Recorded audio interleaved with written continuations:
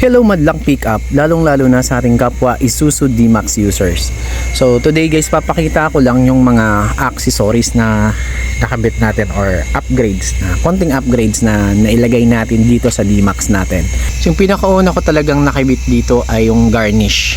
Yan, mga garnish niya. So buo yan. Tapos dito sa kabila, kung mapapansin nyo, wala na siyang garnish at saka walang fender.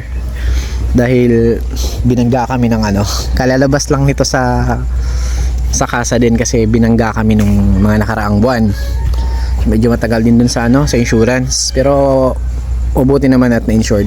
So wala pa tong fender dito sa kabila dahil nga hindi pa dumarating. Ang tagal dumating sa Isuzu.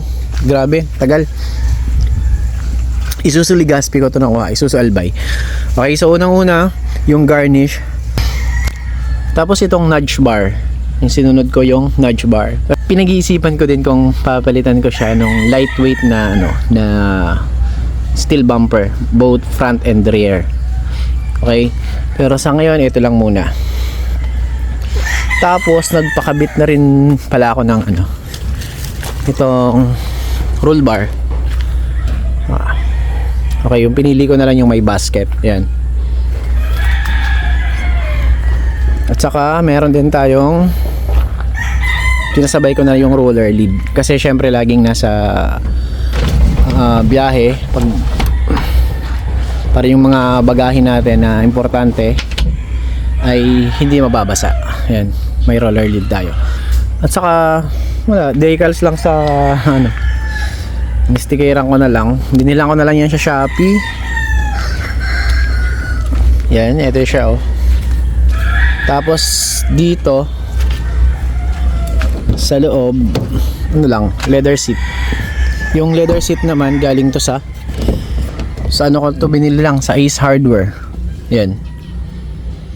Okay. So yun lahat yung nakakabit. So pinaplan ko rin siya na i-lift up at saka magpapalit ng yung package na. Pero bago pa naman kasi yung gulong natin kasi bago pa lang yung unit nga, kaya medyo siguro mga susunod na taon pa yon mangyayari. Siguro mga 2-inch lift up lang. So yun yung mga accessories na nakabit natin: nudge bar, roller lead, at saka roll bar, at saka leather seat sa loob, at saka garnish, at saka mga decals lang naman. O yung mga decals lang ito, ako lang naman nagkabit niya. Ayan diba? So yun lang guys, thank you.